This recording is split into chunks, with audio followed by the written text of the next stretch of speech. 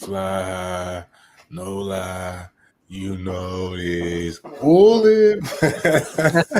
And with all that being said, I've decided to continue my athletic and academic career at the Stanford University.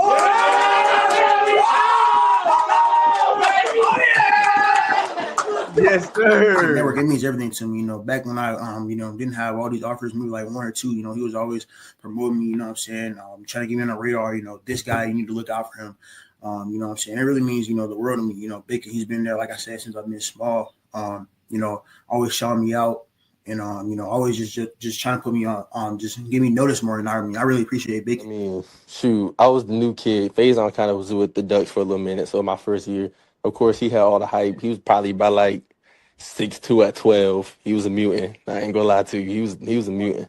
But I mean, from then you could see just the potential he had. I mean, I'm not surprised he's the number one quarterback. If you would have seen him in youth ball, you would have thought he was the number one quarterback in that class back then.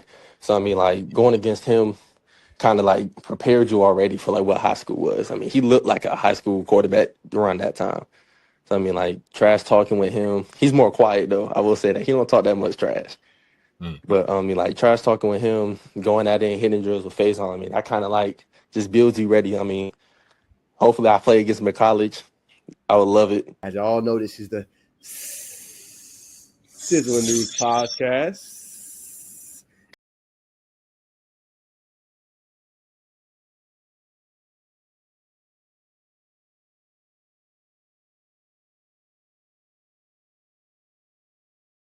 Stage. Sometimes I be forgetting I got the keys, everybody. I be waiting on Nas to share me to the screen. But nonetheless, welcome everybody to the show, man. I got that Atlanta Hawks shirt on, man. Fitting for the hour at hand, 8 o'clock. It's basketball time, so we better get into it. You know what I'm saying? Shoot little hoops virtually or you know what I'm saying? Physically and physical, whatever you want to say, man. So I ain't going to take too much of your time because I know why y'all here to get the takes. So I'm going to add my brother. I think he's ready. You know what I'm saying? My co-host, Mr. Najee Wilkins, man. I thought he was ready. What's going on, brother? Where the hell is my camera at? Man, it's always something, bro. Hold on one second, bro. Take your time, brother. Take your time, man. Technical difficulties happen at the most unopportune times. There we go. Damn, what's tripping? What's going on, man? What popping, man? Happy Thursday, man. Thursday, brother. I'm good, man. Appreciate you asking. How you doing? Doing good, man. No complaints, man. Blessed to be here with you, brother. Ashe, brother. Ashe, definitely blessed to be in the building virtually. You know what I mean? It's a good day, man. So, anything spectacular or extraordinary happened in your life today, man? Nah, man. Same old. Just getting some work done. I don't want to be overly political. This is not a political show. This is a sports show. But I just want to say, I mean, he is a human. Just want to say RIP, man, to Charlie Kirk, man. That was nasty work. I don't know if you heard about it, Bacon. Oh, I've seen it. Definitely, something that touched me. I know he definitely got like I said, 2 kids at home, and again, not political guy. I'm not gonna get into that segment, but just loss of a life, man. It's precious. You know what I'm saying? So I think that's kind of been on my mind a little bit, praying for him and his family and everybody as they get through this tough time, man. So my condolences, man, and hopefully as a country, man, we could just come together, and I'll leave it at that. Nah, 100%, man. I'm saying I follow your footsteps, man. Definitely don't want to see nobody go out like that. You know what I'm saying? I agree with everything that the brother said. Not at all. But you know what I'm saying? In a world, in a country that was built on, I'm saying, financial freedom. Hold on, let me clean my screen. I was going to do the same thing. I was going to turn my camera off, though. 3 miles think alike. But it's unfortunate to see somebody, you know what I mean, to do their life in front of a crowd due to freedom of speech. You know what I mean? We're just seeing every occasion or every instance, the bar gets raised higher and higher. You know what I'm saying? So don't want to harp on it too much. Definitely wish the dead well and his family. You know what I'm saying? My condolences, just like anybody else. You know what I'm saying? Who may see a fatal activity, man. Stay prayed up. You know what I mean? Stay out the way. You know what I'm saying? And bless everybody. That's why you got to treat everybody right that you come in contact with. But nonetheless, we ain't going to, you know what I'm saying? We won't stay on morbid conversations. Before we start, man, before we get into the show, man, is there anything, you know what I'm saying, that you want to get off your chest about the basketball world, anything that caught your eye, exciting that you want to tell the people? Yeah, I think as I've been going through, obviously this is peak football time, but I think it's super cool to see like this is also peak recruiting time for prospects in high school. People are taking official visits. Top prospects are committing. Bama picked up a big one, so that has been on my mind. Bacon, I did a video. Y'all go check it out. Chris Washington, man, 6'8". Kind of they call him a baby version of gosh, why am I losing his name? The one that plays with the Hornets. It's not. I don't think his name is Brandon Miller. There it is, Brandon Miller. I was about to say Chris Miller, but yes, Brandon Miller. Saying he could be a carbon copy of that, could defend both sides of the floor well, put the ball on the floor. Has a whole just a complete game. I think a really big get for Nate Oates, who is I think slowly establishing himself, Bacon, as one of the best coaches in college basketball. Now I know that people have been saying that, but I'm talking about like the top tier. I'm talking about like when you think of, the Caliparis, the Shires, the Dan Hurleys. Like I think he's in that conversation, and where he has this program is just phenomenal right now. Nah, 100%. You know what I'm saying? I think that segues is right. I think it is actually our first topic. It's not, but we'll go to it anyway. You talk about Nate Oates. You know what I mean? I think, and I know Kobe Landry just had a couple schools come in and see him today. Dan Hurley came in and saw him. I think Kentucky recently just came in to see him. Louisville's head coach. But Coach Nate Oates, man, he's been.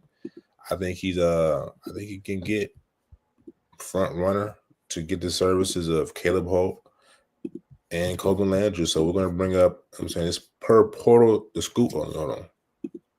I see you found that's another good one too to follow, brother. Oh, yeah. We actually follow each other, you know what I'm saying? Not chasing clout, but you know what I'm saying? We tap in. But he's got he or she or the group collective's got good information. But yeah, man, you know what I'm saying? Massive news. How long ago? It's like 2 days ago. So yeah, 2 days ago. Major news: Caleb Holt, Huntsville's own, is a top 10 national recruit, receives an official visit from the OV this weekend. So starting tomorrow, Friday through Sunday, head coach Nate Oates and assistant Preston Murphy are going all in to keep the elite talent in the state, man. I think this is big. Before, and then we got, I'm saying, I might bring up both and then do the takes on both. Kobe Landry is another one who they've been hiring, who I've also alluded to. So let me go back here. Do one of these, bam. It's like magic. Well, I tried, ladies and gentlemen. Let me really do it the old-fashioned way, unfortunately. But nonetheless, since I'm transitioning, brother, what's your thoughts on Alabama possibly keeping Caleb Holt and Kobe Landry in the state to play at Tuscaloosa? That's what you want to do. I mean, you want to keep your top guys home. I mean, and if you go look at the football program, that's what they've been able to do over the Saban era, right? And even this era, like with Coach Kalen DeBoer, I know he's been under wrath a little bit. They've been keeping their top guys home. So that's big because remember, Landry grew up there. Ended up leaving, comes to Wheeler, makes a name for himself. He was already known there at Thompson. Exceptional football player as well when you watch what he was able to do, with them on ESPN. But wanted to pursue his basketball dream and definitely took, a risk, but it's paid off. So you're going to get a great, backcourt mate, wing, 6'6", that can go along with a Caleb Holt potentially and keeping him home too, if you can. And you got an elite class like Caleb, Coben, and you get a Chris Washington. I mean, that's pretty solid. And I think they just got somebody else. That's, one of my message boards or one of my messages on YouTube as well. So you're looking at a pretty stellar class yet again. So, I mean, to land both, that just – it's unfortunate, Bacon. Sometimes players have to leave, in order to, I guess you could say be successful or to be on that bigger circuit. Not saying they weren't where they were at. Thompson's a good school. Huntsville is coming up in the basketball scene. But I guess to go up against that more stellar competition every single day, I think it would be huge. And then I think that would just signal, hey, maybe you can stay home, if you grew up in the Bama area and make it. Because like Raw always tell us, Alabama hoops is on that trajectory up, especially in where he's at in the Huntsville area. So I think it will be big time. And it shows Nate Oates can recruit inside his state and keep the best talent home. So, I mean, that'd be massive, man, because both of those kids can play. Yeah, it only takes a few. You know what I mean? Exactly. If you want on the Alabama train now with Kobe Landry, Caleb Holt, and I'm sure there are others. Matter of fact, since we're here, man, we might as well go to 247. Let's see what the Alabama hoop scene is looking like. But if you're not conscious of just that what they got going on down there, man, you will never get it. Or as a coach, you'll be too late, you know what I'm saying? Ultimately lose your job. But you gotta be tapped in. Let's see. So let's go 2026. At the top, Alabama. Don't know how I scroll past it. See, you know what I mean? I know they got more just this 2026 class, you know, it's late in the evening for 2026. So you got Gage Mayfield, Jackson Sheffield, and Jalen Alexander. Oxford not too far from us, three-star prospect, 6'2", third best player in the state. I know there's gotta be more than this. Though it could be some that moved out, obviously out of Caleb Holt, I'm saying Kobe Landrew. It's very underrated, Swim, to be honest with you. Yes. Alabama's very underrated. And actually, to be real with you, it's different in football. It's actually not even late in the cycle yet.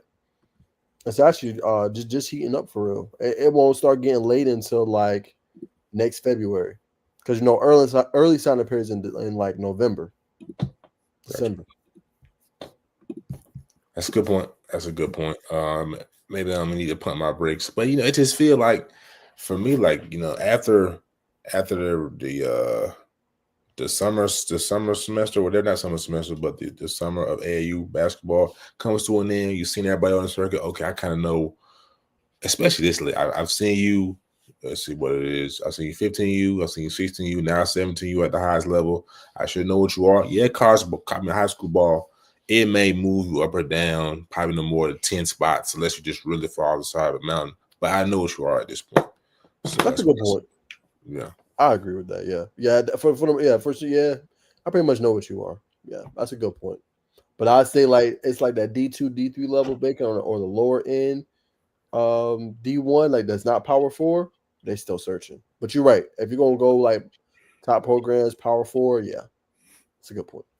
that's true. Also, was a good thing to look at. Like I know Game Elite, they put a lot from the Huntsville area. I'm not sure. I can't think of too many like top level. Yeah, Alabama Fusion. I think, and they got Pro Elite, Pro One. But these are like all independent teams. I think the Fusion are on the circuit, but it's not a lot of. It may be one or two teams per circuit. You look at Georgia, you got. I know the Stars is the only one. I used to have TSF. I think they used to EYBS who Collier played for. But I digress, man. You know what I'm saying? So all I'm saying is like Rod's always, like you said, Rod's always bringing up different people like Rod Digital 247 and Raheem England. Depending on where you follow him at, is always showing us gems, man. So that's our thoughts. So, man, back to the topic. First topic, we'll go. We went to the third to come back to the first. Jalen Wingfield, you know, Caden Bailey have committed to Georgia Tech. We know Jalen Wingfield is a Thomas County Central native, playing in the heart of the city at Tri-Cities. Caden Bailey, all the way from California, which speaks to Coach Damon Stoudemire's ability to recruit, right? You know what I'm saying? I said in my TikTok, that's California. That's Sea to Shining Sea, and it also was touching the Senegal area, if I'm not mistaken. But I know he was in Arizona, but that's still, you know, that's still ability to touch abroad. So, brother, what is your thoughts on just these two recruits locking in with GT? Elite, brother.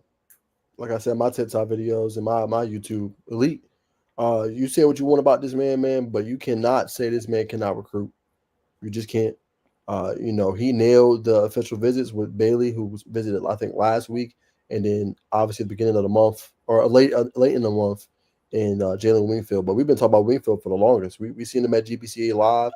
We see how much bigger he got. And not like big and fat, but big and muscular, how he's moving. He dominated, you know, last year, winning the state title over Woodward Academy, 20-19, winning Morgan & Morgan Player of the Game. That's an elite get, man, because you had, you know, Auburn, Bama in there, and to beat out those teams and keep them home says a lot. He's another player making that take a risk because he went from Thomas County Central down south, came all the way up here in order to pursue his basketball dreams, and it's definitely worked out. And he's one of the creme de la creme, the best. But to see what his dad did and to be able to get him, man, I mean, like that's gonna be a problem. Like you're talking about a guy that has lottery pick written all over him. Like if he can fulfill that potential, like I don't think people are like not seeing what this is. Like that is what Wingfield is. Wingfield is a potential lottery pick if he fulfills his potential and gets developed. That's coming to the flats near you. It's huge. It's huge. And then Bailey, obviously being from, formerly Santa Marta, California, I believe he ended up transferring to he'll play. Yes, sir. He'll be on a different circuit now, but you're just looking at prolific score. What did Georgia Tech struggle with, y'all? They struggled with scoring. Last year when we watched the basketball team, because in spurts they couldn't buy a bucket. And I think Stoudemire is recruiting that at a high level. That's why he got a Kyle Fleming in this class in 2025. And then he goes and gets Bailey, another combo guard that can put the ball on the floor, score at a high level. And then you're talking about 2 top 150 national recruits. I mean, that's getting it done. There's got to be a top 5 class. Bacon, if you can look it up for me, tell me where they currently are. Oh, yeah. I know where they got Wingfield. They were top 8 after Landon Bailey. In the same day, they should be close to top 5, in my opinion. But, pretty favorable schedule this year. I know you got a bold prediction, so I'm not going to mess that up. But they should be a team that should be able to make a tournament, is what I'll say. And that's only going to help you get more elite recruits like this. And people's like, oh, well, Stoudemire's landed a 5-star. No, he is not yet. But I think he is on the cusp of landing one here pretty soon, especially if he keeps recruiting at this level. And if Georgia Tech just makes that run to the tournament, I think it's a done deal. 100%. So composite and overall rank, the Jackets they're at 2. So let's see where they're behind. Told people top 5. They're Called me behind. crazy when I said that. Yeah. Right above Missouri, who what's his name? Who has Jason Crow, Tony Bryant. Everybody knows Jason Crow won probably, I won't say the best, but definitely I'm gonna say top two of best scorers in the 2026 class. Let's check on Florida State, see who they got. Actually, you on the roll, brother. So Florida State, Marquise Ponder, Colin Powell, Braden Bass, and Jason Lopez. Jason Lopez is definitely a solid player from Hollywood, Florida. But yeah, I mean, it's gonna be interesting. You really matter of fact, brother. Since you are sharing screen, and see if you can pull up like this the prospects for the 2026 cycle, like this potential 5 stars who are still excited. I know Christian Collins is he's still out there who play up against Caden. And they play in the Trinity League. That was just brought to my attention. Mater Day, St. John Bosco. I want to say, what's the school Brian been playing for? Sierra Canyon. So that's, I think, no, that's a private school league. That's public where Jerry McCain played in. All right, here we go. So Tyron Stokes is right. Yeah, this is it. My bad. Don't think Tyron Stokes. You never know. Caleb Holt. Never know. But I doubt it. Stillamingo. I don't. Maybe. And I say maybe only because Caden Allen now plays for Louis, Long Island Lutheran. I think he's still warm. I think Tech is in a prime position to pull that off. One of the best scorers in this class. Christian Collins, maybe. I'm not sure if Christian Collins if Georgia Tech made Christian Collins top 10 off the top of my head. But a sleeper one though, and I've said it on this show before, and Nas can attest to it. Baba Oladutum is a name to keep in mind. He did reclass. Coach Stoudemire has made he made an in-home visit, which flew under the radar, much like a lot of Georgia Tech basketball news. So that's something to keep in mind. This is like we're in September now. It's probably like maybe February.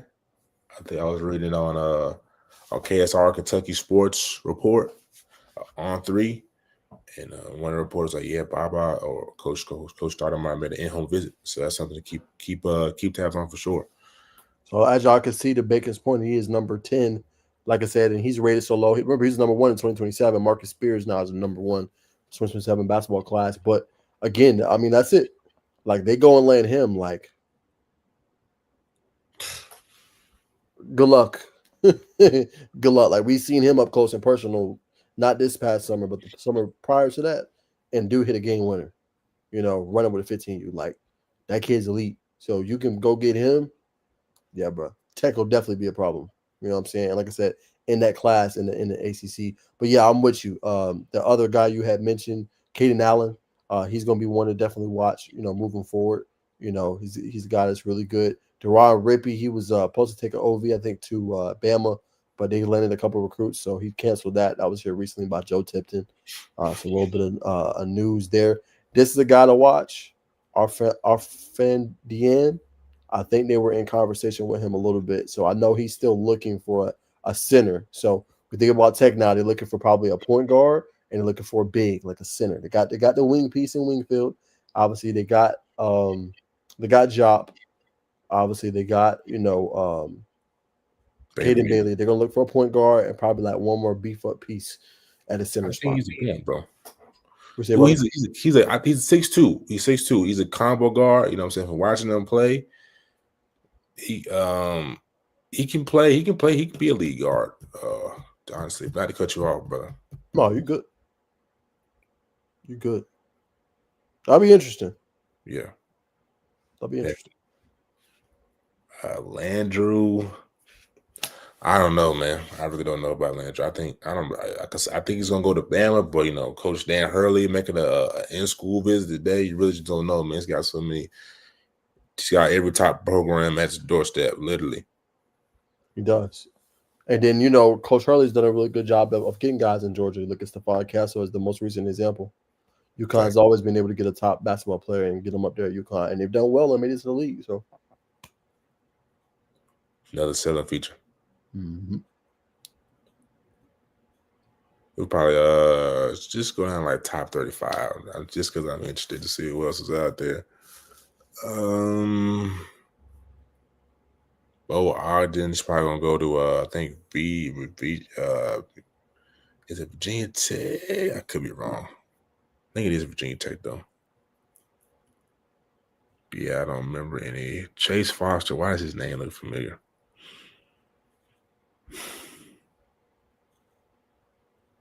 That's fine, brother. I want to.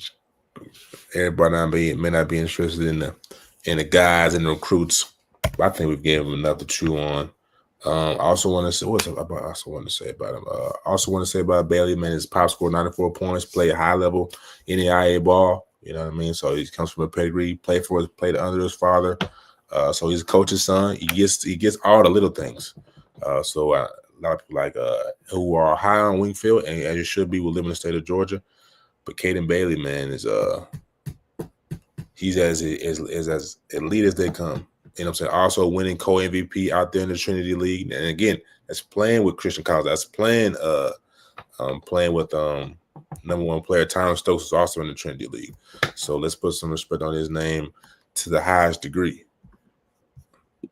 All right, but we're going to transition into some more Georgia basketball hoops news. Gregory Pops Dunson, you know what I'm saying, committed to Colorado State. You know what I'm saying? They're dabbling in the Georgia Peaches. You know what I mean? They already got Darnell Kelly, QB1 to be for the Rams, now getting one of the top scorers in the in 3SSB. So definitely want to shout out Greg. We've seen Naj and I've seen him. I know I've seen him. We saw him once together. I'm not sure if you've seen him again. Playing up against McEachern, I believe. You know what I'm saying? He was thorough then. You know, so I remember Kyle saying it was giving us little tidbits about him, but just what's your thoughts on his commitment? Underrated kid, man. A really, really great player. Been all state for the last few years. I think he's been starting or playing varsity as a freshman. Hit that game winner. I think it was Bacon, if you remember, that GBC live period we was at. Yeah. Brought his team back. Showed he could take over games. Underrated kid, man. I see him maybe a year at Colorado State. Mm-hmm. I see him transferring to a major school after that, man. The kid's just too good. And you're going to see his game continue to evolve. And I can see him easily at one of those top schools at Auburn, in the future, or Bama or Kentucky or something, just making an impact in a role. Everybody's like, oh, where did the kid come from? Oh, no, this kid played at Alexander. He's a state champ. This kid plays at a high level. That's a really good get for them. Point guard, can run the show. Really polished game. Very impressive. We had a IG comment. Duke Joyner. He said, "Does Auburn have a chance to land both?" Assuming he's talking about Caleb Holt and Coleman Landry. I think so. I think Auburn's in it, as well. When I see a lot of rumblings around it right now, but Bruce Pearl, I know is I think he both made Auburn was in both of their top schools. So I'm saying, if it came down to it, I think, it's probably between Auburn and Alabama and whoever else, one or two. But I think so. I think it's more feasible to see them go to Alabama than it is Auburn for whatever reason, just to be different. That's my opinion. What you think, Nash? Yeah, I mean, you could say it. You could see it. I mean, when you look at Auburn, what they've been able to recruit, you can never sleep on Bruce Pearl. He's always able to get some of the top guys. So, yeah, they got a horse in the race. How good that horse is going to do, we'll see. The packages they can give and stuff like that. All just depends. But they're going to definitely need some backcourt help. Pettiford's likely gone after this year. Likely going to probably hit the NBA draft. So, definitely could see it. But I feel like Bama's are kind of the locks right now. 100%. What's going on? Shots by me. I see you in the chat. I think this is Courtney. I still don't know y'all the names of y'all by y'all logo twin, but appreciate you tapping in, brother. Let's see. We already talked about Wing and the Georgia Tech recruits, brother. But obviously we think highly of them. Let's see. So we're gonna talk some Florida, not really Florida basketball news, but the City of Palms. They released the teams was going to be in attendance. This is per Samad Hines. Everybody knows Samad Hines if you're in the basketball space. Am I sharing those? Yeah, I am Just starting to come up. So these teams will be in attendance. Archbishop Stefanak out of New York, Columbus, Florida. Where the Columbus, where the Boozer twins played. It's a great program. Wheeler back in the building. Were they in it last year? Not sure. It might have been Grayson. Yeah, it was definitely. I don't think. Yeah, so long overdue. Wheeler should have been there for the past couple of years, but Wheeler's in it. St. John Bosco, Montverde, Louis. So we get to see Caden Allen and the other Georgia prospect. I can't remember his name. He's been moving around. Bishop McNamara out of Maryland, Randall Beach, Prolific Prep, man. I'm expecting Prolific Prep to win this bad boy. They should. Bella Vista, EYBL Scholastic team, very solid last year. Paul Soria, Mustafa. What's brother's name? The big was a take prospect. Most Steelers fan, they're real close. Alun Diallo, big out there, play for AZ Unity on the EYBL circuit. Emotep Charter out of PA, Petersburg, Barlett, Tennessee, Randall Beach, Calvary Classic, Owasso out of Oklahoma, the Village. The Village is actually pretty good. I think we saw them at Ball in the Peach. Yeah, they got some good players there. Gideon Academy, VA. So this is a solid list. It's all a bracket to one winner, I believe. But so I've already said I like Prolific Prep to win this, man. Who you like to win the whole thing? Yeah, I think looking at it, Bacon, Prolific Prep would definitely be the early favorite. Throw an outside chance to Columbus. I know they're not gonna have Boozer twins, but they still got Marcellus Jackson. His recruiting has continued to pick up. I think he just earned a 4th star, if I'm not mistaken. Montverde is my sleeper as well. Always have a really good basketball team, loaded with talent all over the floor. So they definitely got a chance in this one as well. So not sleeping on them. Excuse me. And then I go Bella Vista with an outside chance too. Those would be my top ones, but definitely Prolific Prep's the favorite. I like that. I like Bella Vista. They had a real good year last year. I think they went to the quarters or the semis. I can't remember where they placed. That was an ERBS class. I can't remember where everybody placed for the Chipotle Nationals. But yeah, I would agree. I'm trying to pick up one more sleeper on this bad boy. I want to shout out, but I want to say Baba's at Bishop McNamara this year, but I could be wrong. I would have said Bosco, but I think it was Brandon McCoy. I think he transferred to Sierra Canyon. He was at Bosco, but he transferred. So let's move on, man. So you know what I'm saying, y'all definitely let us know what y'all think about that list of who y'all like as well. So man, moving to college basketball, man. Saint Bonaventure, as we all know, is now under the GM role of Woj, man. You know what I'm saying? Is it Alexander Wojnarowski? I think you hit the nail on the head. Yes, sir. Yep. Okay. Mhm. Okay. So they're gonna be the first school in college basketball history to have a pro day. They won't be hosting the pro day, but it'll be at the National Basketball Players Association gym. Not even, I don't think it's the headquarters, but I think it's in New York, if I'm not mistaken. So this is very big. I know, you know what I'm saying, this program. It's like maybe just a step on the mid-major, if not a mid-major. But I know I was watching an interview with Woj, and he was talking about how they struggle with funding, you know what I mean, compared to, you know, obviously the Blue Bloods. So he was trying to figure out, he was watching numbers, studying like how we could compete with the bigger schools. And I think hosting a pro day, man, you can't get no better than that, man. That's definitely going to turn some heads and definitely make some schools, conduct themselves accordingly, especially with the connection that he has in the NBA world, man. Yeah, that's everything. And I think what Woj understood is like this is not being done. And he understood from his reporting days what NBA scouts are looking for, Bacon. And then he understood too of how he can help his team out, you know, with his connections, like you alluded to, that they can come see them, even though it's a mid-major, they could be key contributors, right? They could be role players at the next level, even some stars. So I think that can set the precedent moving forward. And just him having those resources are just helping his team out and his program out a lot. So hopefully we'll see more of it in the future, you know. But I think that's to me that's a connection based thing. All those connects he had in the NBA, you know, the great reporter he was, he just brought it over to his alma mater, and now they get the chance to benefit from it. So historic, to say the least, man. But that's getting it done the right way and taking care of not just your program, but the kids and helping out NBA scouts as well. For sure, definitely. You know what I'm saying? That's why you pay Woj the big bucks, you know, to bring them in as a GM. But I got to ask you to get off topic just a little bit, man. You know what I'm saying? We've been watching Woj. It feels like a long time, man. Definitely since we were like late middle school, early high school, somewhere around in there, Woj really came onto the scene. But how was just Woj, you know what I'm saying, affected you as a journalist, reporter, just watching his tenure at ESPN? I think it's been cool to see his rise and see how he was able to do it. I think the storyline that got me was that he gave back to others, similar to what he's doing now with, St. Bonaventure.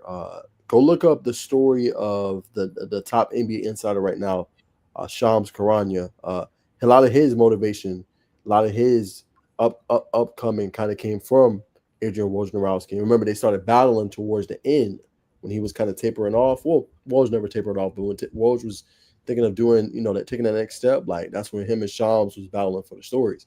But he learned a lot of his stuff through, Woj, which I thought was pretty cool because Bacon, we see it all the time. Like people are gatekeeping or people won't try to put you on or they'll try to keep all the information to themselves. Remember, Shams was coming up, he was super young. Imagine if he didn't have Woj in his life to help him at that time. Probably not going to be the reporter he is now. So that story to me impacts me a lot. Just seeing he did it the right way, seeing that he tried to help out somebody else, and look what he helped do. Now, obviously, that was great hard work by Shams, but without that tutelage, that knowledge, that insight, what I'm saying, from Woj, I don't think he gets to that level that he's at now. I wish more people would do it. I know people say, "Oh, well, Naj, get a mentor." In order to get a mentor, y'all, it's also about that person wanting to mentor you too and wanting to have a mentee. I think people sleep on that.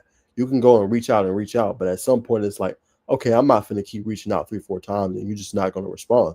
That person also has to see that potential in you and want to help you out and want to, put you on, as well. So I think we got to do better with that. And Bacon, we're kind of transitioning into that now. We're still young. We're still trying to find our footing in the industry, but we kind of taking that role now with people asking us questions. Oh, well, how y'all do it? How to do this? And we haven't even seen the fruits of our labor yet, which is crazy. But me and Bacon both try to give back from our experiences and tell others what they can do and not do in order to help themselves out in this process. There's been a few out there that have shown us different things, but I mean, fully putting you on, no. So I commend Woj for doing that. And man, you kept it playing, man. Kept it playing and kept it real, man. That's what it's all about. It just for me, it's just. I mean, I know it's tough to help everybody. It's tough to put everybody on. Yes, but you know what I'm saying, if you got that one-on-one time with somebody, man, go the extra mile, man. Especially if you can, because you're gonna feel whole inside. You're gonna feel better. You know what I mean? Where you can when you don't have anything holding you back, have anything put on your heartstrings, you just feel you feel like what's the old saying? Or it's the old Egyptian tale, you know what I'm saying? When you get to the next afterlife, you know what I'm saying? If you waste the heart of a feather, or your heart is the weight of a feather, and when you move on. Not to say that's what I believe in, but that's just a saying. I think it goes well at this point. But not to get off topic too much. We wanted to talk about NIL, man. You know what I'm saying, for everyone who's tapped in, this guy, a young man or is in it. We want to just kind of voice our opinions on it, and I think, you know what I'm saying, NIL right now is a touchy subject. A lot of people are like, man, they're paying the players too much. You know what I'm saying, players are becoming lazy because they're getting to get all this bread and living these lavish lifestyles. They don't really understand the value of a dollar, which I definitely understand. But at the end of the day, these are kids. You know what I'm saying, and they come from households who don't have the resources to do the means, so that, you know what I'm saying, obviously they're giving back. So what the board of commissioners need to do, and I'm gonna get your take on this too, Naj, but you gotta, you know what I'm saying, you gotta put systems in place, you know what I mean? But we see the lack of system in places from elementary to the high school level and beyond. Like, why do we take out tax? Why do we take about life mathematics? You know what I'm saying? In high school, middle school, we need to teach these kids, especially in college, about, hey, there's taxes. Hey, it's what you could do. It's how you can invest. You know what I'm saying? We can have brokerages on staff. You got the money to do it. So do things like that and help these kids accordingly, so that when they get out, they don't just run through their money and they get 4 years out, 3 years out, 5 years out. Man, I only got $10,000. Like, dang, man, you blew through whatever amount of money you had. And is there even those stories where some of these kids aren't even seeing the money? So it just needs to be better systems put in place. It's not just blaming the kids. How are we going to blame the youth that has lack of knowledge, and the older people got the knowledge, and they blame you for not giving you the knowledge? This ass backwards. But what do you think, Naj? What would you like to see different? Yeah, I think you're right. I think having a commission similar. I mean, I know NCAA is obviously still there, but having a certain bylaws that people have to abide by. Like, they're going to be your agent of representation, certain bylaws and standards, which I know they have in place now, but that they have to abide by. Holding the kids accountable, right? Treating it almost not like an NBA, but okay, if you sign this NIL deal for 4 years or 3 years, you have to uphold these certain things in order to keep this contract, incentive based, different things like that. I think will help them. But yeah, it goes back to your point when you talked about school.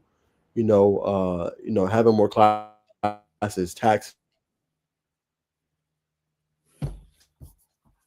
pay, and I think a lot of kids don't know this the tax implications, of it and what that all means. Because you could be getting a windfall of $1 million, but you also have to pay taxes on that.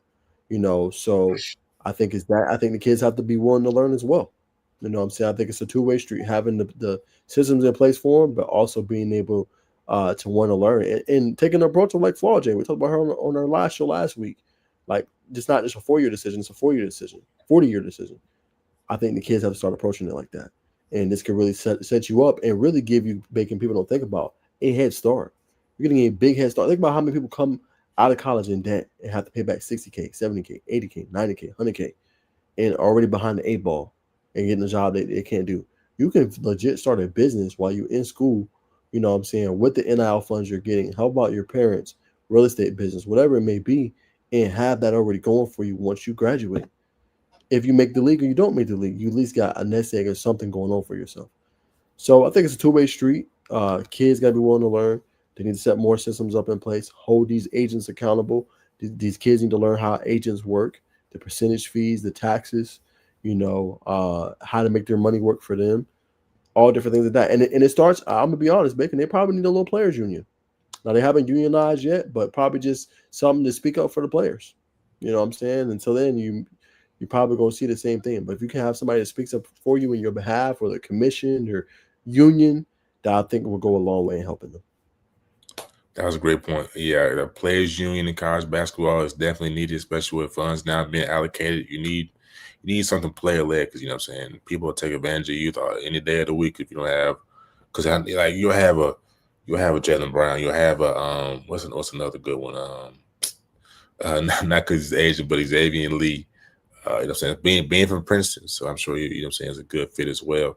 But there's somebody who will speak on the collective. I know that's a lot, but you know, you definitely have those rare occasions where young kids are ready, because once they go to the NBA after a couple of years from watching, that you said Jaylen Brown, Chris Paul, they'll be, you know what I'm saying, they'll be in training or being groomed to take that next position. So I agree with you, brother, 110% there. So we're gonna talk about somebody who's affecting the college basketball, where we already talked about him a little bit early on, but we want to hit on it again, just slightly, because we got it on the topic list. But how is Coach Damon Stoudemire affecting Georgia Tech, and not just in terms of basketball, but just affecting or effecting just everything they got going on campus? Now that part, I have to follow the program more to give you insight on how he's affecting the campus and things like that. But I think you can definitely feel, just, you know, seeing him at GBC Live, the I want to say aura around him, but definitely the level of respect that he has.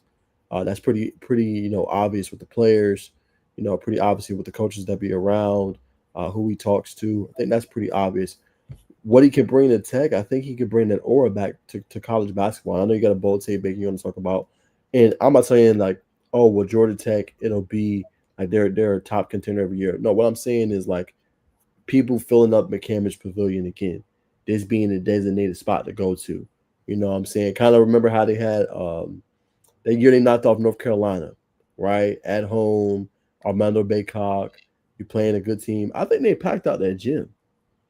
You know what I'm saying? And I think you'll see more of that, which will definitely help them in terms of ticket sales. It'll help them in terms of merch, more people being invested into the program, wanting to follow it, more eyes, more ESPN games, which only helps the campus in their NIL, THARP fund, all that good stuff, and generating more. You know what I'm saying? So I think that would be like his long-term impact, getting kids into the league. And I mean, education sells itself. You know what I'm saying? Education sells itself. I don't think you will have to do too much there. So you're going to get educated, and you'll be able to learn out the things you need in order to either start a business or be a top CEO of, you know, a top tech company or any company, you know, across the United States. So I think that's the impact he's having. No one's talking about it enough, but these kids he's getting is big, and Georgia Tech has not got these kind of kids in a while. 100%, I agree. I definitely agree, Amanda. So what I feel like Coach is doing on campus is just, like you just said, man, just bringing that buzz around the basketball. You know what I'm saying? It's a different vibe on campus where you can look forward to football, look forward to basketball. Man, it's year round, because you know what they do in baseball. So it just, you know what I'm saying, added energy, you know what I mean, to the campus. You're bringing in different athletes of all walks of life. Shout out Big Dog _Jamari 13. Appreciate you tapping in on IG, brother. So that's the biggest takeaway for me. And then you want to go with your bold prediction? Yeah, I'm getting into it right now, brother. You know what I'm saying? In terms of on the court, man, just I feel like he's getting the job done. You know what I'm saying? I'll go solo Cam. I feel like, you know what I'm saying, Coach Damon Stoudemire is getting the job done. You know what I mean? We already talked about the 2025 class, Kai Fleming, Mo Silla, bringing home Peyton Marshall from Missouri. Again, we see the same thing with this class. Cam Kraft, who I feel like it's going to be very electric for Yellow Jackets this year. I expect him to come in an average minimum of 11 to 12 points this year. So, I bold prediction, I think they're going to be a Sweet 16 team. I think it'll be the top 3 ACC, ideally number 2 in the ACC. Yeah, I think it goes Sweet 16. And I know you're like, man, what are you talking about? Sweet 16 is only one win from around the 32. I think you got 64, 32, and 16. But if it's 2 wins, I think they get 2 wins, man. It's a very solid team, top to bottom. So I think they get that job done this year, man. That's my take. It's a bold one, brother. I remember you telling me about it. That's a bold one, but I respect it. I mean, sometimes you got to go bold, man. And like you said, it ain't that many wins. You only need about probably 2 in the tournament, especially if you solidify the spot. So that's more than doable. You got to technically, you know, let's say if you're a top 4, you got to be the 13 seed, and then you got to beat the 5 or the 4. You know, if you're an 8 or 9 seed, you're gonna have to be off the 8 or the 9, and then the number 1. But if you can get a top 4 seed, it's easier said than done. Nah, definitely. Okay, I see Miss Pretty P86 just tapping in. We appreciate you. I will see you tomorrow. So you and the guys, and this is not, you'll definitely be there too. We'll be in Mr. Heard County. what I'm saying, putting the boys on the platform. But I appreciate you tapping in for sure. So, you know what I'm saying, we already talked about Tech Sweet 16 team this year for sure. You can book it, put your money on the line.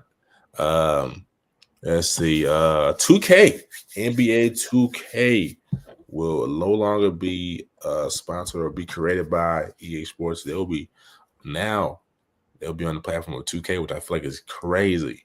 Crazy. So I'm gonna let you start now. Just I know you're a gamer as well, or once was a heavy gamer, so you know about the 2K landscape. So how do you feel about college basketball being hosted on in NBA or just 2K? That's cool, man. But like 2K just gotta get it together in terms of their gameplay, man. Like I haven't gotten the game yet, but I've heard like this game they got now, like no defenses play, right? Just straight, anybody can shoot, heavily contested, deep long range. I mean, every year it's just like I don't know what they do, but they can never get the game right. So I mean, it makes sense to have 2K do it. 2K visual concepts to do it, especially with them being the last college basketball game that was made.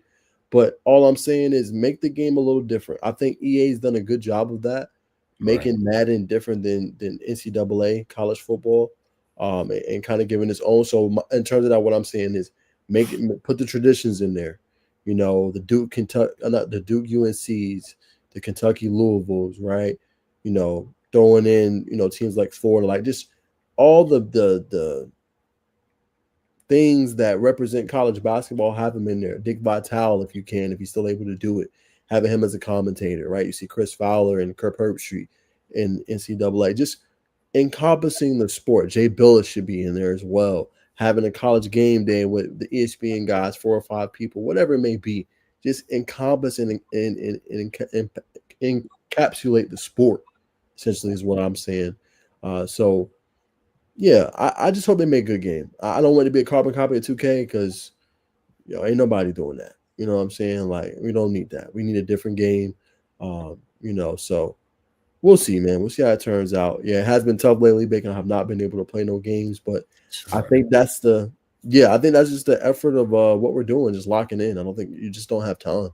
When you get to a position in life where you can, for sure. But just at the moment, like, nah, I was like, oh, when you gonna get on? Just don't have time. I'm trying to grind and get this stuff out and continue to work, man. When you work to something greater, you don't always have time for those little things like that and TV and stuff. You be working on your craft, man. Nah, 100%, especially when we feel like we're just on the cusp, just for sure. Exactly. Got to be locked in and focused. But at the same time, before I get to the game, man, at the same time in life, when you're becoming an adult, going into adulthood, you're adulting. You still don't want to lose that childhood flair, that childhood flavor. Say it again. That's where your imagination goes, people. And when you lose that imagination, man, you lose a lot. You definitely want to be older. You definitely want to be mature, but you gotta. It's a balance. It's a balance. Like the great samurai warrior. Better to be a warrior in a garden than to be a gardener in a warrior. You could take that to childhood and adulting. But I like to throw my my different not ideology, but different literatures into the show, man. To just give it a little life. But just my take on 2K. Hosting college basketball, I think it's big, man. I think 2K is one of the best gaming system programs out because if you're on the park, and for all the people who play the game, you're on the park, you play on the rec, whatever. It's a lot of different new modes, but it's it's flirted with an open world gaming landscape. So I think it's the best thing for college basketball. EA Sports is they're kind of dragging. Like you look at Madden, I think they're doing a decent job with it, but I think 2K is closer to being similar to GTA than any other gaming game out there. So Explain that a little bit more if you don't mind, brother. Sorry. Yeah, like why you think that's the case? Because like I said, if you remember when we played on the park, you kind of had to run around, go to a park, get on the side, wait your turn for the game, but you were still kind of interactive. You can move your camera, and now they got like it's a short mall, open outside mall thing where you can go to the NBA shop. You can go to I'm saying walk to them. It's not necessarily you go into the menu, let me load up over here. You can actually walk to it, or you can like ride a car, ride a bike, or ride the little scooters. So they're flirting with it. I'm not sure how fast it'll get to it. Being like a GTA is open world. But I remember being a kid like 5 or 6, which is why I say all the time I should have been somebody in STEM. I was like, I at 5 or 6, I knew the gaming world was going to be like Ready Player One. So next step is for gaming. And I know somebody's going to take this as an idea, but it's already coming out of the pipeline anyway. So if you have a game like 2K, you could merge the two of GTA, minus all the running over people with cars, shooting people. You know what I mean? If you can formalize it, and I'm saying you have your player, and you take them to you got to go to do a shoot, or meet up, and you drive in your car, fancy car, and you got to be there by a certain time, or you lose money on the deal, or it affects your kind of like Black Mirror, but in a game, because you have to make like that to give consequences. And I think it's fire. Now, unless you're a superstar, then maybe different, because if you show up late, you know what I mean, you're the star. But so just making it more like interactive in that way. You can go to the beach and chill. I'm not sure, but I just think that it's a good selling feature, and it'll be some different, something new that I think people are want to see. Shout out to Ledger Clemens tapping in. Hey man, I got Noonan this week, but I hope y'all proving wrong. But I can't go against the squad, man. A big Noonan this Friday. You know what I'm saying, at the Drake. But to get back from basketball, so that's my take on it, brother. So I think it's a good move. 100%. I got some news for you. Hold on 1 second. I got some big news, man. I hope. Breaking. 1 second. I'm trying to type this message to him. All good, man. All good. All right. So, Tech fans, if y'all watching. All right. Tech fans, if you're watching, we're going to get one of these guys. We might end up getting both. Not at the same time, but at some point. I don't mean to reveal the DMs, but my guy Jalen followed me, man. Bacon, you can see this as well. But Wingfield, he just followed. As y'all know, I already hit the DM, man. Great kid, great guy. Bacon, you know him a lot better than I do. But as you guys see, I said, appreciate the follow, Jalen. Congrats on your commitment to TT. Got to get you on the show before the hoop season starts. He said, bet. I said, cool. We live every Thursday. Let me know one that works for you. So we'll see what happens, y'all. But just wanted to share that news while we're on the show. I'm always working, as y'all know. But yeah, man, wanted to give you guys that update and just give the latest around that as we continue to grind and work, man. So, Bacon actually started that relationship first, so shout out to him because he's had a relationship with him for a while. I know he's been trying to get him, but as y'all know, we're trying to build this pod too, and continue to grow it. And by doing that is getting these top guys like a Jalen Wingfield, a Caden Bailey, and like I said, that helps us because the more high end guys Tech gets, the more guys we can go get. And then us being tapped in with OTE, getting players from there, writing about them, so on and so forth helps too. Getting them on the pod will only take it to the next level. And we're looking to probably get Mount Perrin basketball next week, maybe a couple kids, but definitely their head coach. He reached out to me, so I'm going to reach out to him after the show. But Bacon, that's probably going to be a book guest for next week, so you can book that one. All right, that's a bad man. Yeah, Wings is, you know what I'm saying, solid. Wing is solid, man. I appreciate him for allowing me to, you know what I'm saying, because it's a lot of reporters, man, you know what I'm saying. I appreciate him for just giving me little tidbits, you know what I'm saying, retweeting my stuff, you know what I'm saying, giving me time today to interview him, because, you know what I'm saying, it could be anybody, brother. I'm not crazy. I'm not going to say I'm big. I'm just trying to do the right thing in the industry, you know what I'm saying, build and garner relationships, so I appreciate him. Also, possibly, potentially, I know Najee will talk to Caden Bailey, getting him on the show. That'd be big, man. Get a great story, man. If you're interested in him, you know what I'm saying, you can learn more about him on YouTube. He's got a documentary out. It goes into a lot of depth just about his story, you know what I'm saying, about his family. Got a great family, like I already alluded to, his pops, but a great story on YouTube. I think by Nate Shoots, something like that. Really good videographer doing this thing out there on the West Coast, man, for sure. On the dead homies. Wow. So that'll conclude our thoughts on 2K, scooping up CBB. So let's get into some more news, man. Not some more news, but another kind of bold take, man. I know we talked about college basketball early rankings last week. I think Kansas was like 22. I think Kansas is, I know I said on the show last week, but I forgot about their personnel. I think Kansas is going to be a very good team in season this year. Right now, I got them on that Sweet 16 bubble, Elite Eight bubble. You know what I mean? Coach Bill Self is doing his thing out there. But I like to get. We all know how I feel about Cole Rosario, who's on roster this year. It's going to be a very big piece. I think Shu should get a lot of minutes. He's just that type of guy. He's going to do everything right. He's going to play defense. He's just going a little beard goatee or mustache goatee combo. You know what I'm saying? Super great family. But he's somebody to watch. Number 7 is blue and white. We can't forget about Bryson Tiller. I think Huntsville, Alabama as well. Play at Overtime Elite for the City Reapers. 6'11". They got him listed on Kansas.com. 6'11". That's crazy. Guard-like skills, big body. As far as that NBA, I'm not thinking about the brother at Houston, but now Bryson Tiller is elite. Also a center, and I'm saying Naj not talked about on this show is Paul Mabia from the Republic of Congo. You know what I mean? 6'7" freshman, 245.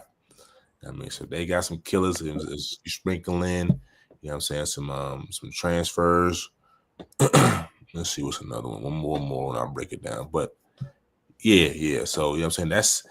Those are Melvin Council Jr., you know what I'm saying, from Rochester, New York. You know what I mean? I think a senior guard.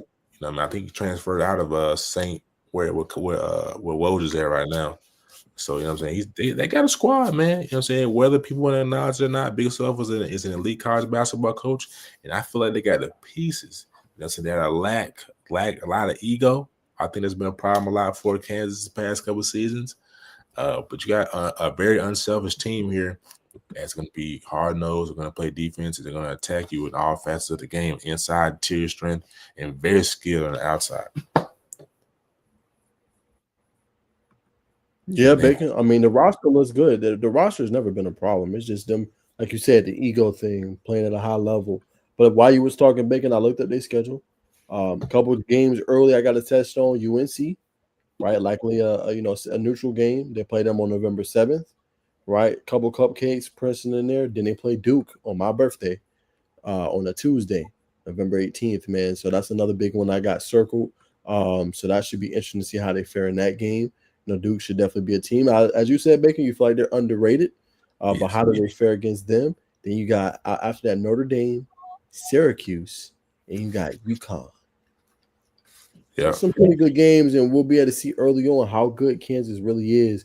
And obviously, we know Big 12 always has a really good slate, you know, and obviously they'll finish out the December schedule with more non-conference games, but some pretty good ones to say the least, to give them some good tests to see where they're at. I think they come out of that 500 bare minimum. I think 650. You know what I'm saying? I think they're gonna be. I think every one of those games are gonna be close. They might unseat UNC. I'm low-key giving them a slight edge over Duke, but I'm gonna take Duke. I'm gonna go out on a limb. I'm gonna say I'll take Duke against that UConn game. We'll have to see. But very bullish on the Kansas Jayhawks this year for those reasons I just alluded to. Right, but that'll conclude college basketball segment. Unless you got another hot topic or there's something I missed. No, I think you hit the nail on the head. There's not really too much going on at the moment.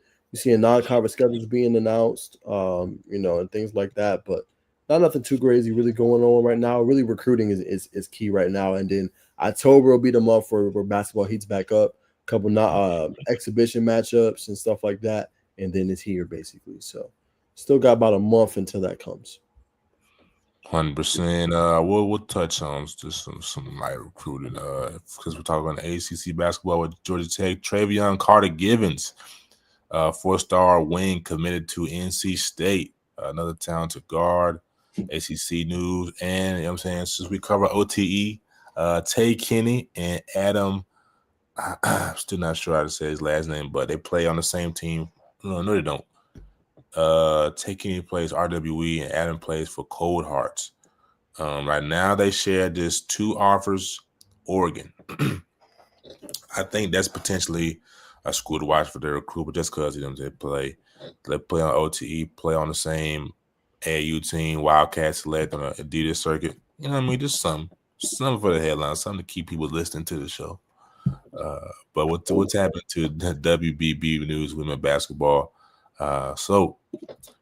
Interesting headline. I think it broke yesterday about the collective bargaining stuff for women's basketball, getting them more funding. WBCA president and USF women's basketball head coach Jose Fernandez is calling for greater transparency in women's basketball investment. In a letter to D1 to all D1 head coaches, Fernandez urged leaders to engage with ADs, administrators about revenue sharing, understand Title IX, NIL agent interactions. Shout out to you shots by me. I see the triple B's, quadruple B's in the chat for Bowden. But I told you I like her accounting. Last thing he's talking about, push for clear public methods of reporting and investing in WBB with revenue sharing now part of the equation. Fernandez asked, will it be our next problem or our newest opportunity? Naj, I'm gonna defer to you, man, to lead the segment off, man, just about funding, because you know more about the new revenue sharing going on in college football as a whole. So what can you enlighten us on? Yeah, so I think the teams will have about $25 million making that they'll be able to, allocate in terms of all their programs, right? In terms of, I think football gets the bulk share of a lot of it. Like they'll probably get like 20 million. Basketball might get 3 million, and then women's basketball might get 1 million, whenever that may be, kind of gets dispersed out. Now, every program is different, and I think, some of those top basketball programs, they'll get a little bit more revenue share as well. You obviously still got boosters and different things like that. But what I think he's just saying here is with the new revenue sharing that's coming, everything like that, we know the sport is growing at a high rate, right? Basically, and he's not throwing a shot anywhere, but I think he's basically like, let's get in front of this so we don't have to have a situation where it's like WNBA and it's losing money, right? We got the star power. We got the star power with the coaches, Dawn Staley, Gino Auriemma. You look at Coach Kim Mulkey. All of them have star and staying power. Every year we're going to see a new player emerge, right? Paige Bookers. You look at Juju Watkins, right? You look at Flaw J. There's always a newer player coming up and emerging. Kate Harpering, who will be in the league pretty soon. You know what I'm saying? So there's always that next star. I think he's just saying, hey, let's get in front of it. These are the ways we can do it. Engage with ADs, understand Title IX and NIL and agent interactions, right? Because the agents are going to be more prevalent now in college basketball, especially for the women. So I think he's just saying, don't use and abuse this. Don't be late to the party on this. So we can continue to have it be a new opportunity and not have it be kind of like a stalwart or a roadblock, to say the least. But that's revenue share, essentially. Like they have to allocate, I think, between 25 to 30 million between all of their programs that they have, right? That's baseball, that's football, that's basketball, and even some of the lower tier sports as well. 100%. I'm about to let's do. I'm about to read what Title IX, what it means for people who don't know. Title IX is a civil rights law prohibiting sex-based discrimination in any education program or activity that receives federal funding. It protects against discrimination, including sexual harassment, violence, and ensures equal opportunity, which is where coaches hit down here. Education such as admissions, financial aid, athletics, and campus life. The law mandates that schools have policies against sex discrimination and grievances for procedures to resolve complaints properly and equity, whatever. You know what I mean? But you know what I'm saying? I think, you get where coaches stand at, where Title IX was very serious. I believe it when did it get mandated? Like 70s, 80s, 72, established in 1972. I believe it was because of a soccer player, if I'm not mistaken. But so yeah, I mean, to Naj's point, man, there's a lot of stars coming in. I know every program isn't created equally, but women's basketball is getting more and more talented, as we saw, I think, for the past couple of years now, especially on the college basketball landscape. The ratings are high. You know what I'm saying? Ratings outmatch some NBA games that were on the same day. Though I know NBA ratings have dropped, you know what I'm saying, that says a lot. People are definitely tuned in when the star power, or just people have tuned in recent years. So you got to factor that in with the rev share. So I think that's what Coach Fernandez is talking about. So great thing about him, you know what I'm saying, stand up, stand on 10 toes, you know what I'm saying, for his young ladies. Got to commend him for that. Let's see. Dream on a hot streak. You know what I'm saying? The Dream have won. The Atlanta Dream have won 6 straight. We talked about it last week. They are WNBA play. They are a WNBA playoff team securing the number 2 spot. You know what I'm saying? I think the Las Vegas Aces, they've won 15 straight. I'm about to see if they play tonight. They played the Sparks tonight. You know what I'm saying? I think they're the worst team in the league right now. It's not the second worst team. So they should go 16 straight. That's the longest winning streak, I think, in West Coast, but longest active winning streak in WNBA history. So you got to tip your hat to those ladies. Let's check on the Dream real quick and see if they're playing tonight. Played the last game. Brittany Griner went off.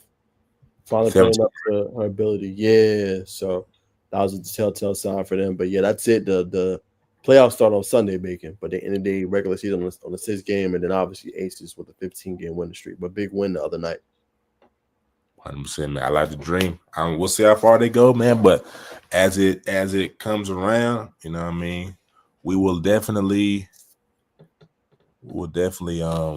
keep y'all in tune. I'm saying on how they do. You know what I mean? Because I think this is the first time the Dream been in playoffs in like maybe 3 or 4 years. So I'm saying we'll keep y'all tapped in for sure. Let's see. The Atlanta Dream closed out the regular season with an 88-72 win over the Connecticut Sun Wednesday. This marked the Dream's 6th straight victory as they inch closer towards securing the number 2 seed heading into the WNBA playoffs. Shout out to you, brother. Brittany Griner had one of her best performances in the Dream uniform, 17 points, 7 of 11 shooting, 4 rebounds, and assists, 4 blocks, 21 minutes off the bench. It was an eye-catching outing for the 34-year-old who turned back the clock into a strong performance in the pivotal contest. So, you know what I'm saying, bring in BG. You know what I mean? You know what I'm saying? We know she's older than she was in her prime. Unfortunately, had to do a bid overseas in Russia. So I took, you know what I'm saying, took some time off her career. But, you know what I'm saying, being older, we may see her come alive in the playoff, you know what I'm saying? Not load management, but knowing when to strike off. You know what I'm saying? Know when I have to exert energy. We see that from multiple of veterans in multiple sports. Knowing when to turn on. You know what I'm saying? Knowing how to burn the energy out of gas, because it is a long season for sure. Also, we're gonna look at Asia Wood. We're gonna congratulate Asia Wilson. Let me share my screen. You know what I'm saying? She moved up in the all-time scoring leader list this past week. Yeah, 2 days ago, she surpassed Cappy Pondexter. You know what I mean? Scoring her 1,456 point. You know what I'm saying? Not too far behind Tina Charles, though Tina Charles continues to be active playing. You know what I'm saying? She's definitely doing her thing and definitely submitting her legacy of why she's the best player in the league and why she's probably going to win another WNBA MVP. And we'll talk about the accolades, I think, next segment. So, brother, just what's your thoughts on Miss Asia Wilson continuing to prove the data wrong that she's who she says she is? Yeah, man, she's going to definitely be a Hall of Famer. You know, if she stays fully healthy, I think she'll definitely hit that number 1 spot and surpass Diana Taurasi. It's just all about health at that point. But like you said, it would be 4-time WNBA MVP, already a champion. Shows that she's the best player no matter who's on the court. The longevity she's been doing in the past 5-6 years, man. So just to see her playing at such a high level, she's definitely doing really good with her offseason training, getting prepped for every season, and just maximizing her potential, man. I mean, she's special, and her ability to rebound at a high level, and be able to put the ball on the floor, be unstoppable in the post, says a lot, man. Her game is top tier. 100%. Ultimate leader of the Aces. Seeing something like what BG is I'm saying, cooked up this in the league. I think Asia Wilson, was BG, decides to call it quits and ask she, Age is gracefully playing the game of basketball. I think she's going to slide into that role for sure. Along with Stewie, you know what I'm saying? I like Brianna Stewart as well, but Asia Wilson, you know what I mean? I think she's more fitting of that role. But as you see, MVP, you know what I'm saying? Not unanimous, but people like Nafisa Collier. I like Nafisa Collier as well, playing for the Minnesota Lynx, who will be a force to be reckoned with in the playoffs or in the postseason. But I think rightfully so, you got to give it to Miss Asia Wilson. Let's see, Rookie of the Year, no doubt, Paige Buchers. You know what I'm saying? Going for a couple 40 balls this year, Defensive Player of the Year. Alana Smith, Minnesota Lynx. You know what I mean? That's why they're going to be held to play in the playoffs. Most Improved Player, Veronica Burson of the newly WNBA franchise, the Golden State Valkyries. You know what I'm saying? We got to get down to the 6th Player of the Year. Atlanta Dream, Miss Naz Hillman, by way of Michigan, playing for the Michigan Wolverines during her collegiate career. He's doing big things, man. He's doing big things, shooting the ball well from outside this year, improvement. But nonetheless, 6 men out the bench, 6 player off the bench for the Atlanta Dream.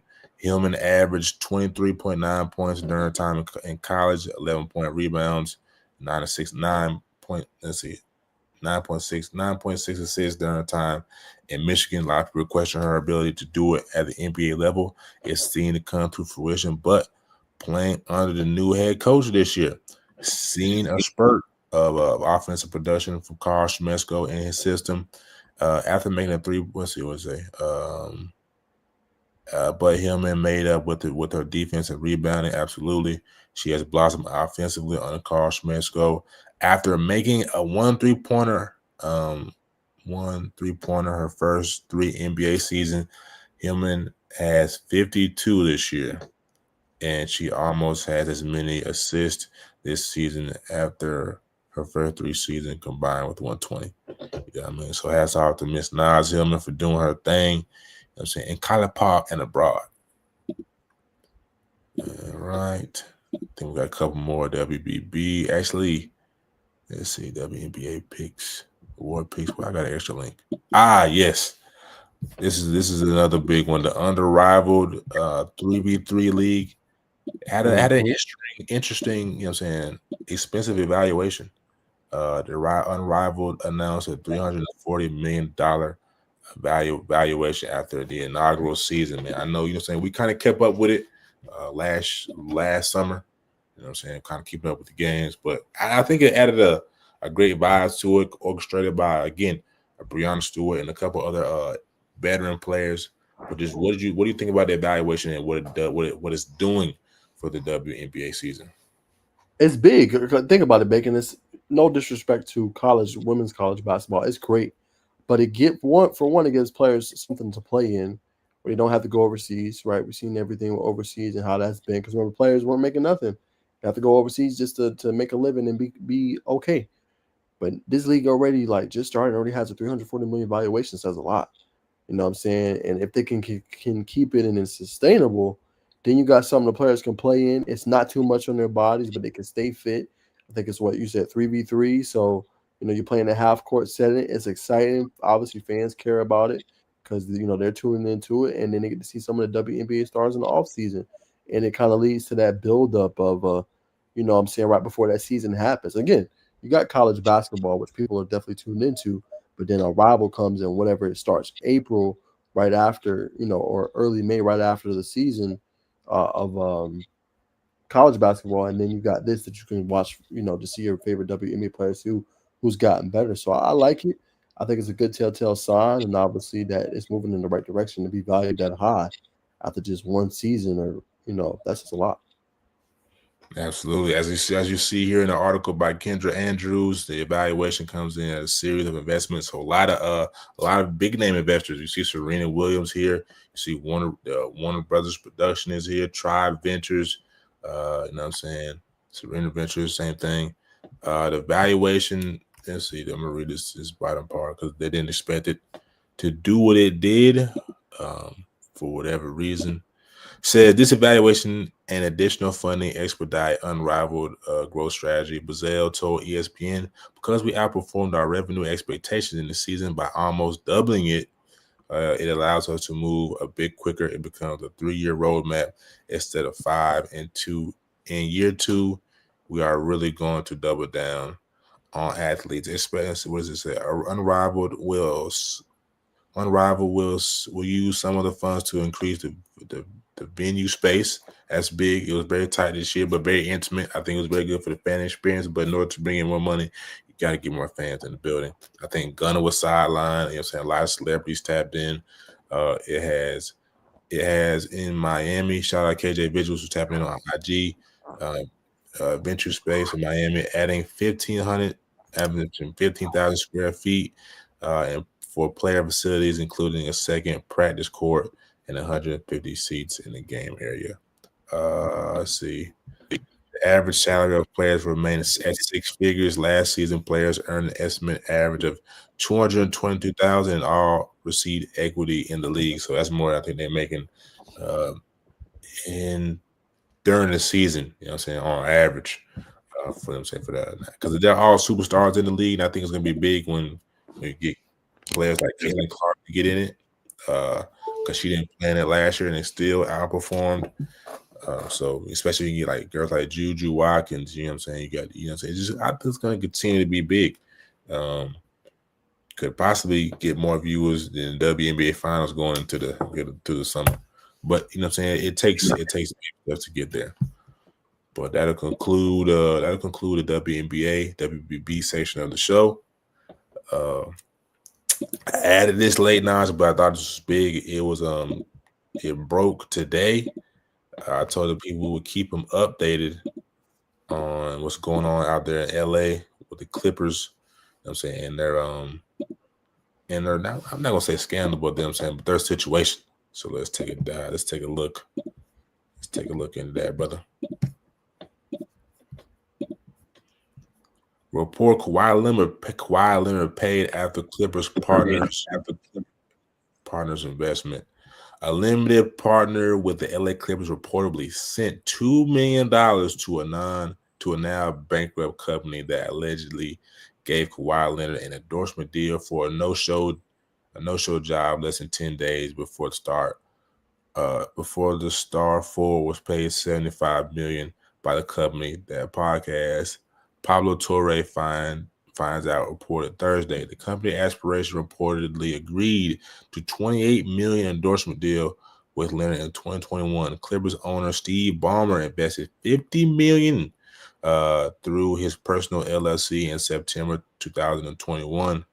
And the Clippers announced a $300 million partnership with Aspiration 2 weeks later.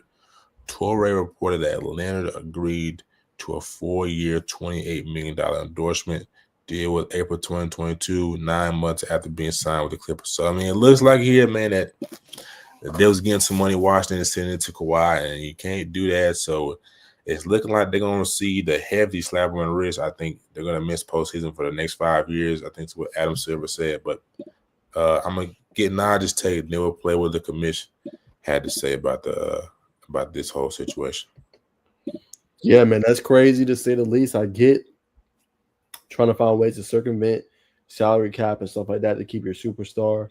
I understand different things like that. I mean, he came out better, man, just, having a friend or something, mentioning, a well-off company, I guess you could say, and then mentioning, man, my guy Kawhi is looking for endorsement deals, whatever it may be, instead of him actually personally using his funds. It just looks fishy. And I think they're going to be, punished to the full extent of the law. And it hurts the Clippers franchise that is on the come up. Now, I'm not saying they will only come up about to win a title, but they just had that big Inglewood arena they built, right? They're trying to make it, NBA experience unlike any other in the league, right? And you got all these funds and dollars, and then on top of that, you have to slap that on the wrist. It's not a good look. Chris Paul obviously returns for his final season. It's just you had some good stuff going for you this year, and for this stuff to come out, it's definitely tough. Absolutely, man. Let's see what commission has to say about this. It was news to me. I frankly never heard of the company Aspiration before, and I'd never heard a whiff of anything around an endorsement deal with Kawhi or anything around engagement with the Los Angeles Clippers. So it was all new to me. I heard it. I saw some of the follow-up information. We spoke internally. Rick Buchanan, our general counsel, is here, who oversees any investigations. Rick had a conversation with Steve Ballmer, and we quickly concluded this was something that rose to the level that necessitates an investigation. In fact, one that's done outside of our office. And Wachtell Lipton, New York law firm that we've used in the past for investigations like this, is overseeing it. And again, I would also say I've been around the league long enough in different permutations of allegations and accusations that I'm a big believer in due process and fairness, and you need to now let the investigation run its course. The public at times reaches conclusions that later turn out to be completely false. And so I would want anybody else in situation Mr. Ballmer is in now, or Kawhi Leonard for that matter, to be treated the same way I would want to be treated if people were making allegations against me. So the answer is we're not a court of law at the end of the day either, that we have broad authority to look at all information and to weigh it accordingly. So it sounds like they're still going through the investigation process, which, you know what I'm saying, you definitely got to do. You don't want to jump to conclusions. As you said, treat the person you want to be treated to go to rule, right? But it definitely looks a little fishy. 100%.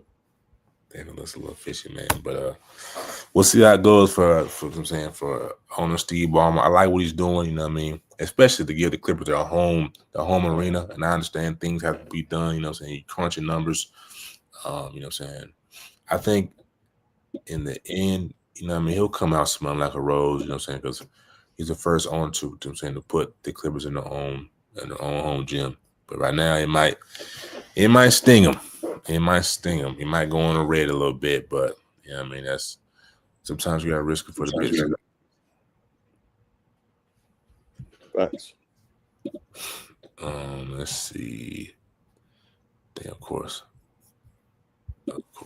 You got the top of spool there, brother? I accidentally deleted my Draymond Green, you had him praising LeBron for the players he played with. I've seen the clip of the interview talk about Matthew Dellavedova. Obviously some of the players he played with. I mean, honestly, I agree. He's definitely played with lesser players. He has had the Kyries. He has had the Anthony Davises of the world. The Dwayne Wades, the Chris Boshes, but definitely there's been several times throughout his career he's had to drag, teams to the NBA Finals. 2018 was one. Going to 9 straight finals is not easy to do consecutively. So definitely, like, what he was able to do with less talent around him definitely says a lot. Yeah, that's facts. That's something I've always, I think everybody has given LeBron credit for. Even though the Jordan levels, which I think Jordan's better than LeBron, but if LeBron would have had a team like he's had for the past couple of years with the AD, I know he's been in and out of the lineup, but just to have a solid team year in and year out, it doesn't really change. That's got talent on it. I think it's still tough to say I'll go 6 for 6 in the finals, but you got to commend Bron for 4 and 6. 4 and 6. 4 and 6. But you know what I'm saying? It still. It really showed me that LeBron was we all knew LeBron was that guy, but when he played against the Warriors and played 48 minutes plus some against that Warriors team that nobody had to answer for, the best team in the NBA right now, 73-9, still holding that record. I mean, you know what I'm saying? You got to tip your cap to LeBron, brother.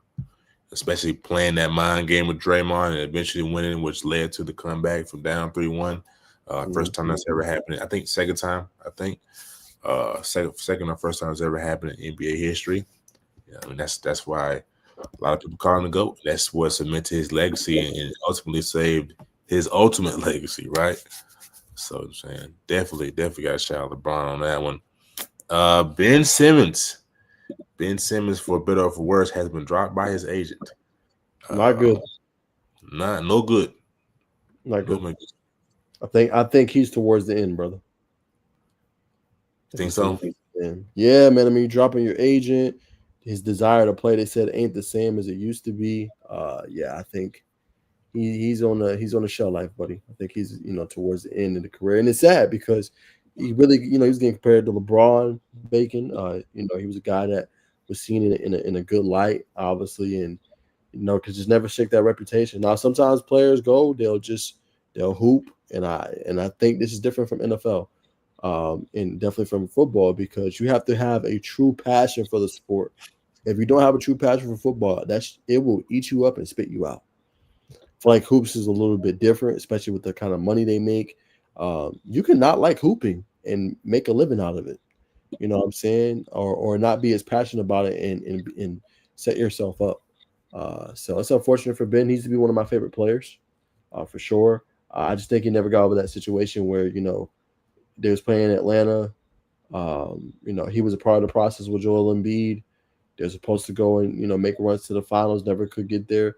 But that one year, man, when Atlanta made it and went up against Milwaukee, like had an open dunk, passes it out. I'll never forget that moment. Trae Young was in there. Trae Young was barely 6 foot. You're like close to 7 foot. Just that moment, I think, pretty much sums up his career, fortunately. And yeah, man, I think he's towards the end. Yeah, man. It hasn't been a quicker fall of grace since his story. So Ben Simmons, like you said, is supposed to be that guy coming out of LSU playing for Marverd. Man, I think he played with D'Lo, I think, 1 year. So yeah, man, it's unfortunate. From an agent pulls a plug on you. The plug on you either means you're done or you're trying to do all your business yourself. So we'll see how it ultimately plays out. We're gonna wish him the best, wish him well. But yeah, I think he had a decent year last year, like just playing defensive. You know what I mean? It was one of the better ones. I'll give you that. Yeah, so I'm saying we'll see how it goes. But like anybody will tell you that's played professional basketball, or just if you have watched Philly fans, you know what I mean, they call them the Bluebirds for a reason. They are the fans that threw snowballs at Santa Claus. It's not easy. It's not easy playing for Philly fans. You know what I'm saying? I think Naj Potts is a Philly fan. He is. He is. I'm Big not one sure. of I'm that. not sure if he's red-handed for throwing snowballs, but he is a fan. But we'll see, man. It's probably debatable. Like, is it easier to play for Philly fans or is it easier to play for New York fans? But you got more of the media side, so probably I don't know. That's a good question. But we'll wish him the best. But last topic, and we'll get out here, ladies and gentlemen. We appreciate everybody tuning in. Josh Giddey inks a 4-year, $100 million contract with the Chicago Bulls. We know Josh Giddey used to play for the Thunder. You know what I mean? And had ran into that little scandal or whatever. But you know what I'm saying, since then it's righted the track and is in position to make $25 million a year. So that's not a bad paycheck. But Najee, what's your thoughts on Josh Giddey getting a big contract with the Bulls?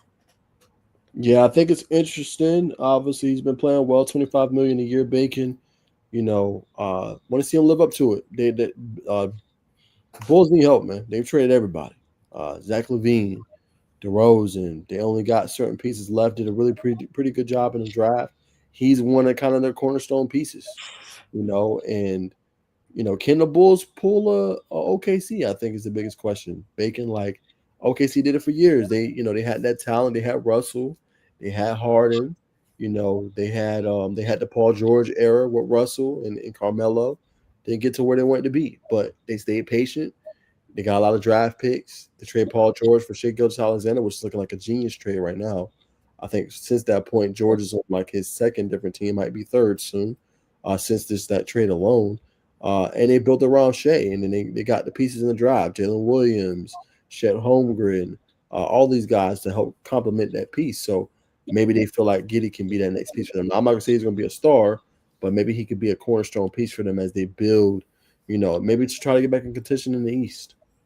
But a really good deal. I think that's a young player you want to kind of develop around. Yeah, 100%. I don't know when as soon as they traded Shai for PG, I'm like, I don't like that. But it is what it is. Mm-hmm. But, and I think they can. Sometimes it's not a bad thing to trade for a young star, because you were seeing the early process over there with the Clippers.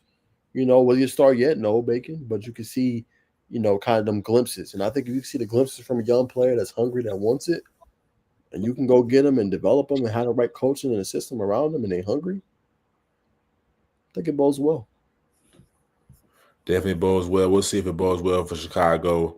Real young squad, like you just said, Montes Bugelis, you know what I'm saying, from G League Ignite. Promising guy. Got Javon Carter, you know what I'm saying, experienced guard from West Virginia. Let's see, Mohamedou Gay. Real skimp roster. Kobe White, UNC. It's been there for a while. Real skimpy. Real skimpy. Trey Johnson from Duke. Trey Jones. Kevin Herter's playing for Chicago this year.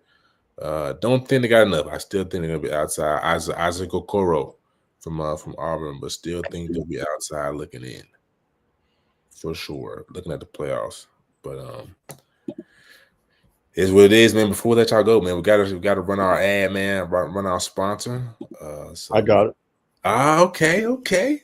I'll sit back and relax. I'll get the banner.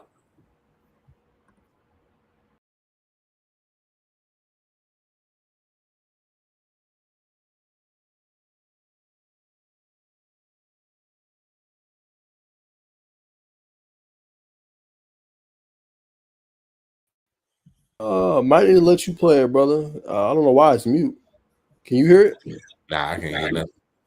Okay. Hold on. Let me see something, y'all. Sorry. Good. Take your time, brother.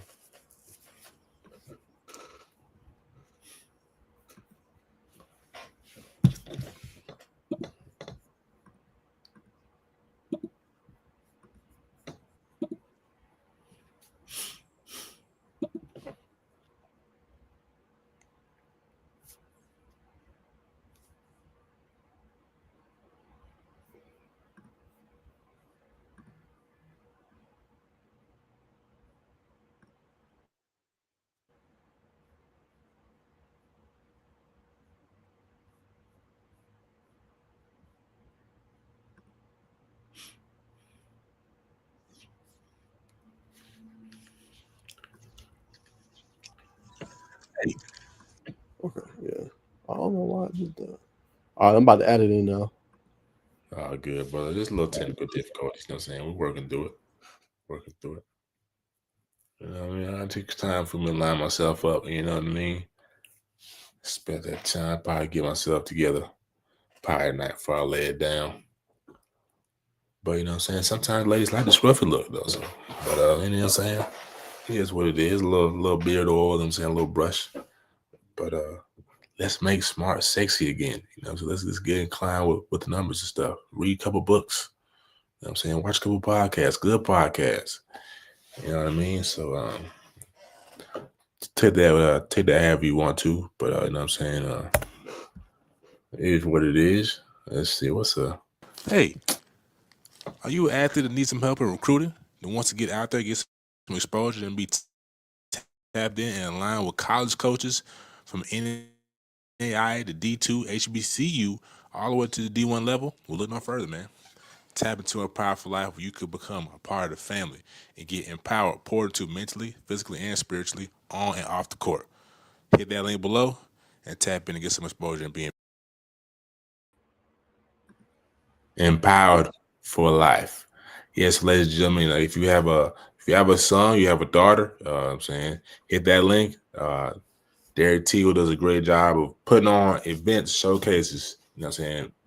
We all know about the Rising Seniors Bowl that takes place every year, I think in February or March, with Coach Ahmad Tinker, the minority coaches of Georgia Association. They have the Rising Seniors Bowl. You know what I'm saying? That day before, so you'll play for Team Empower. They'll play up against, I think they're playing against Team Bib this year out of Macon. So you play up against elite talent. I'm saying there's a lot of college coaches in the stands. Coach Tinker is well connected, well respected, as long as with Coach Teagle. That's on the football side. Get your exposure there. Basketball side does a great job putting on the Georgia Elite Classic that takes place in Coweta County. So if you're in the South Side from the surrounding areas, you know what I'm saying, you can get tapped in. You know what I'm saying? So definitely don't take this lightly. You know what I'm saying? It'll make that process a lot smoother, a lot seamlessly. I believe they do weekly calls with college coaches, D2 level, you know what I'm saying, and beyond, and just where you can ask those tough questions.